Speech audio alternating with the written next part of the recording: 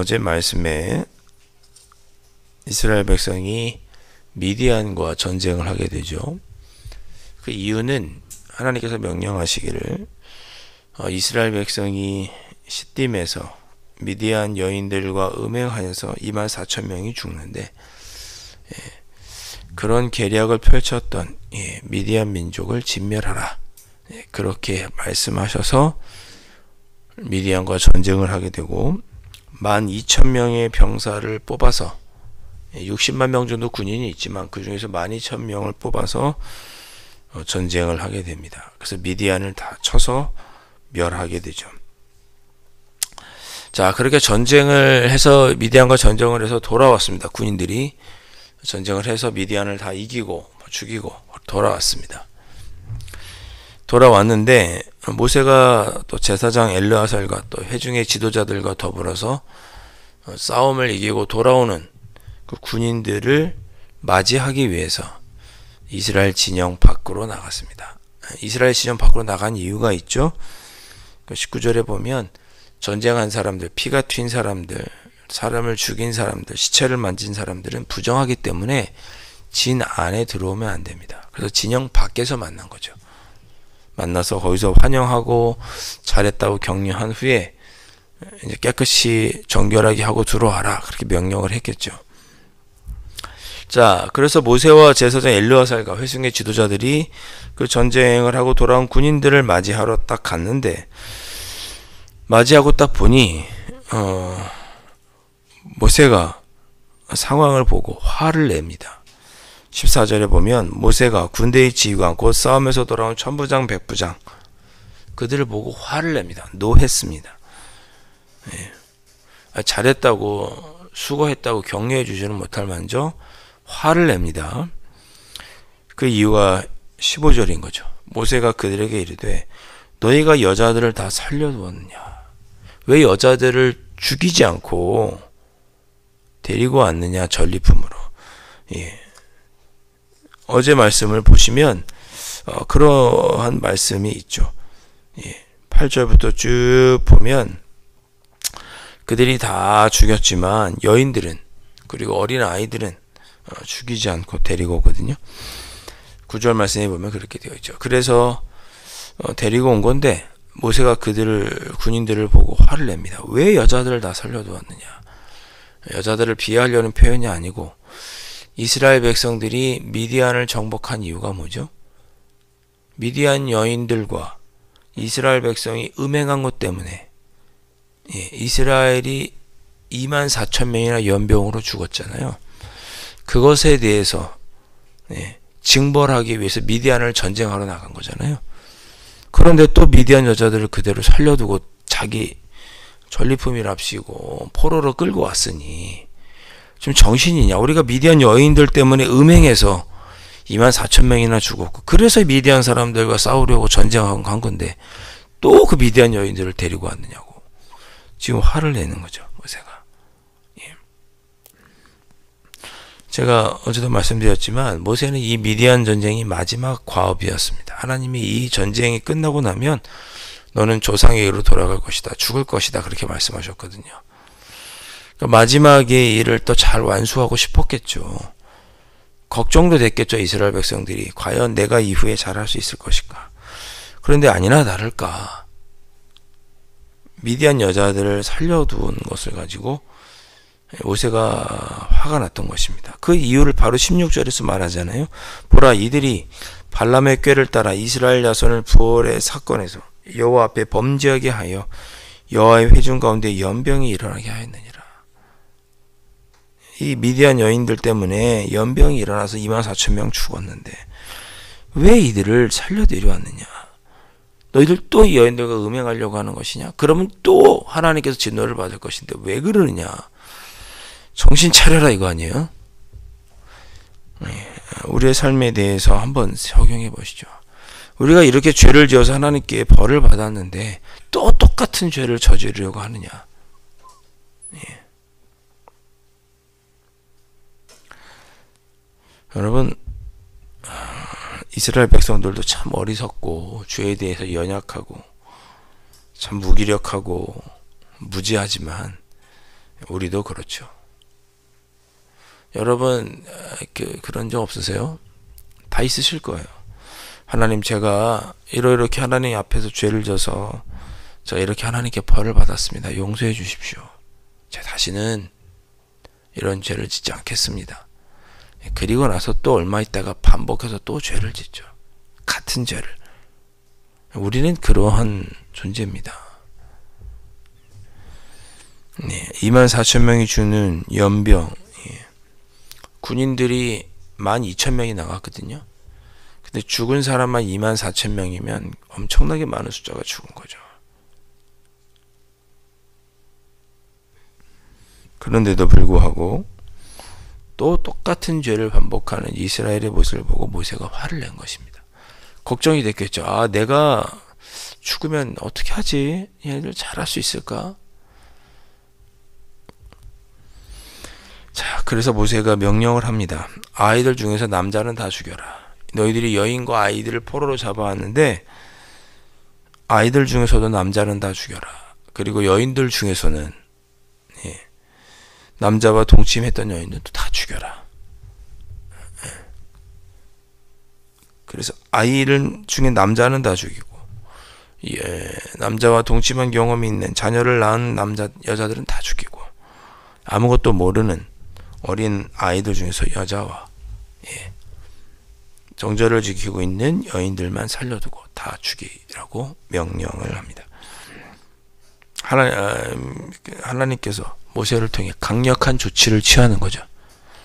또 똑같은 죄를 또 범할 것 같으니까 아주 강력하게 아주 대처를 하십니다. 오늘 우리가 기도하겠지만 여러분, 오늘도 여러분의 삶을 돌아보아서 내가 하나님한테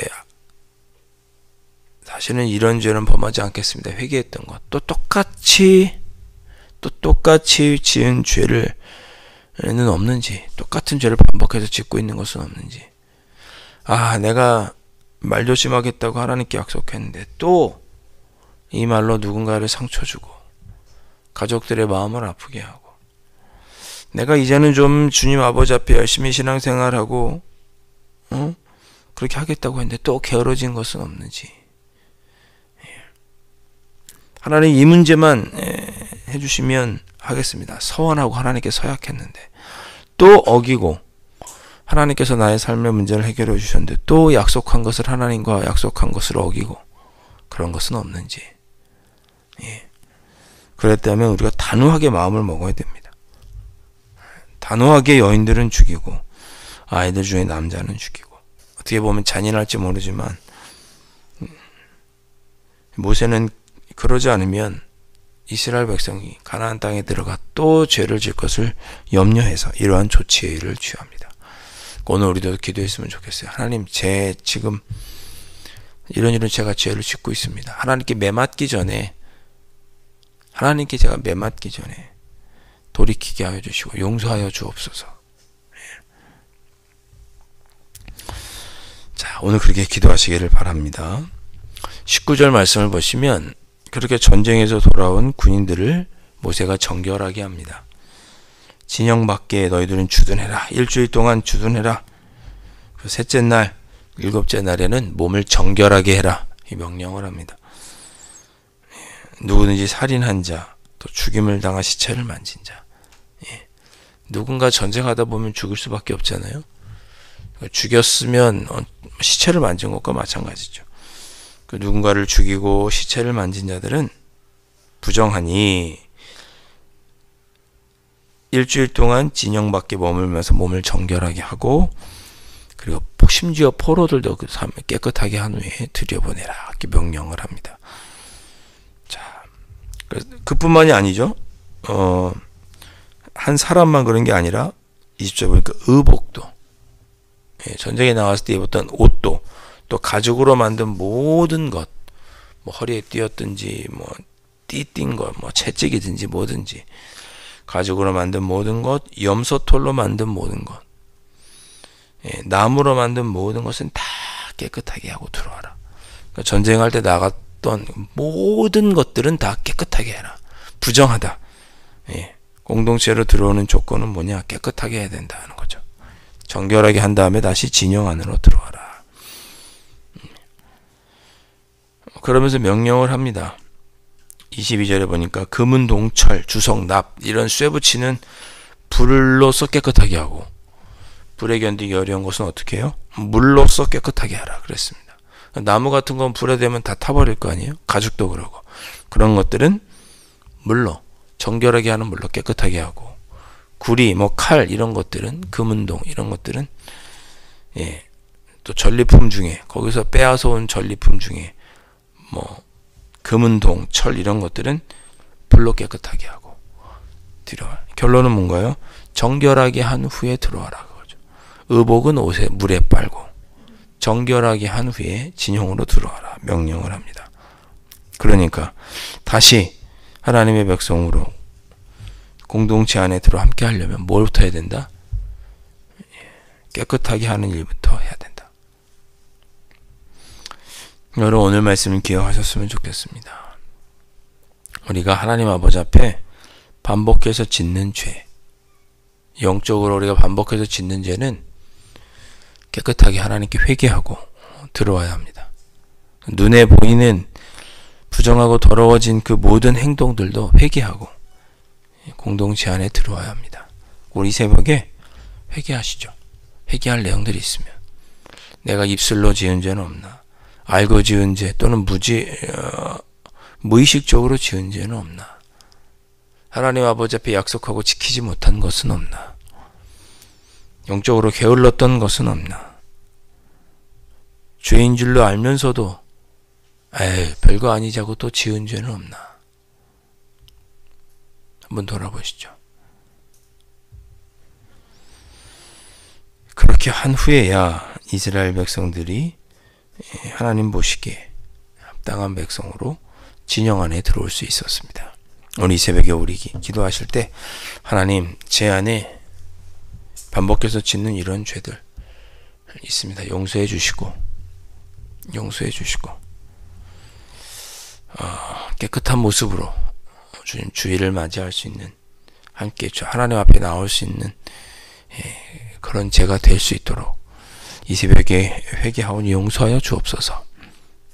우리 자신을 깨끗하게 하면서 이 새벽에 기도하실 수 있기를 주님의 이름으로 축원드립니다. 기도하겠습니다. 아버지 하나님,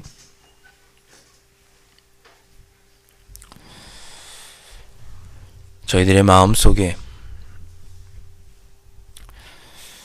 죄에 대하여 두려워하는 마음, 또 죄를 지어도 괜찮다고 대수롭지 않게 여기는 그런 마음들을 용서하여 주옵소서. 이스라엘 백성들이 반복해서 짓는 죄, 또 부정한 채로는 이스라엘 공동체 안에 들어올 수 없도록 모세가 강력하게 조치했던 것처럼 우리도 하나님 앞에 나아가기 전에 우리에게 있던 더러운 죄, 반복해서 짓는 죄의 모습들 회개하고 또 주님 앞에 나아가시는 저희들이 될 수 있기를 소망합니다. 이 새벽에 저희들 우리 자신을 돌아보며 회개할 때 용서하여 주시고 깨끗하게 하여 주시고 아버지 정결한 모습으로 아버지 함께 기도하고 하나님의 은혜를 누리는 예배 자리로 나가는 저희들이 될 수 있도록 성령 하나님 인도하여 주옵소서. 귀하신 예수 그리스도의 이름으로 간절히 기도하옵나이다. 아멘. 하늘에 계신 우리 아버지의 이름을 거룩하게 하시며 아버지의 나라가 오게 하시며 아버지의 뜻이 하늘에서와 같이 땅에서도 이루어지게 하소서. 오늘 우리에게 일용할 양식을 주시고 우리가 우리에게 잘못한 사람을 용서하여 준 것 같이 우리 죄를 용서하여 주시고 우리를 시험에 빠지지 않게 하시고 악에서 구하소서. 나라와 권능과 영광이 영원히 아버지의 것입니다. 아멘.